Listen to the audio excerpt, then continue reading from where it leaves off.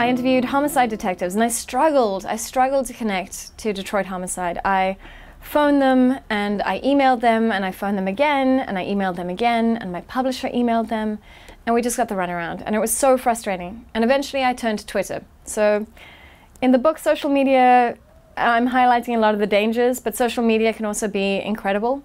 And I put out a tweet, and I said, look, I'm trying to connect to, does anyone know anyone in homicide in Detroit, in the Detroit Police Department? And somebody came back to me, a random stranger on the internet came back to me and said, no, but I have a friend in Chicago.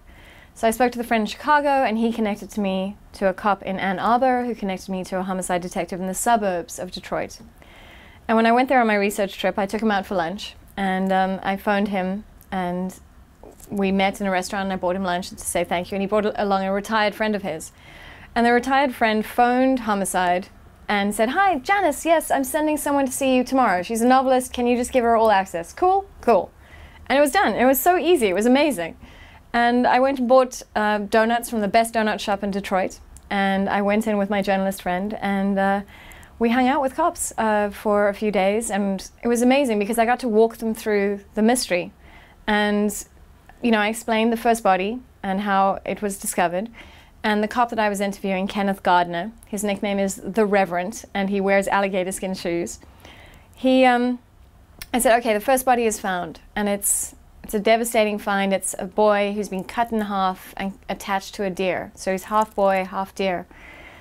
And he's like, okay. And he's like, where is he found? I'm like, in one of the old tunnels. He's like, okay. It's probably, I'm going to look at hunters. I'm going to look at taxidermists. I'm going to look at, you know, it's a black kid stitched up on a deer. What does that say? Is that a race crime? I'm going to look at like extremist, you know, white extremist groups as well. And I hadn't thought of that. And I was like, oh, that's brilliant. Great. Okay, I'm going to write it down.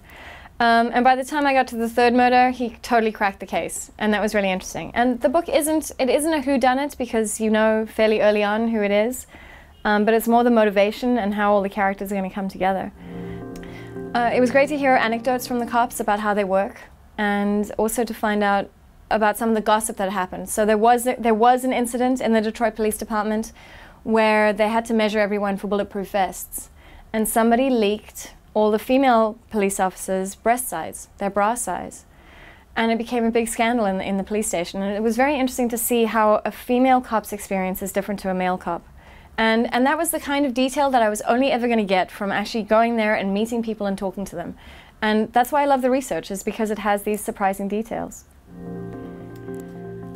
When I was doing my research on Detroit, I read Charlie Loduff's book, Detroit, an American Autopsy. And it talks about the conditions that the police have to operate under, that the police station is just falling apart. And there are these weird, creepy stains kind of seeping through the ceiling, and none of the computers work.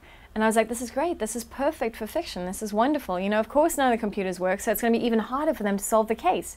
Brilliant. And I went to go and visit a homicide, and Kenneth Gardner took me to go and visit through the police station, and it's beautiful. It's where Bonnie and Clyde were arrested. It's got all these old wooden panels and glass windows. It feels like something out of a Raymond Chandler novel. It's just exquisite. And there's a really creepy interrogation room, and there are all these devastating messages written by, you know, prisoners who are waiting in the interrogation room, and it's stuff like, please God help me get out of here, or I'm so sorry Jay Woody, I didn't mean for this to happen. And it's so powerful and devastating, and these beautiful old black filing cabinets. It was a novelist's dream. It was just amazing. Except that that's not the police station.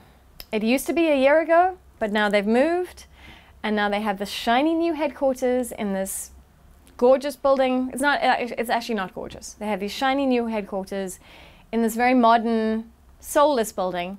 The cop cars look like something out of a cartoon, and inside it's like Cubicle City. It's just gray cubicles, and all the computers work, and they all have computers, and they have a gym with TVs above the treadmills. And I was like, no, please, please, I want to write about the old police station.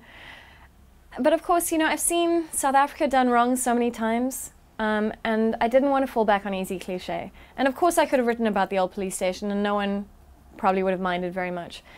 But I wanted to be authentic to Detroit, and to Detroit, the police and the men and women who fight so hard, you know, against crime. And it became really important that I actually represent it accurately and faithfully. So I wrote about it set in the horrible cubicle farm, but I had a flashback to the old police station, and that was good.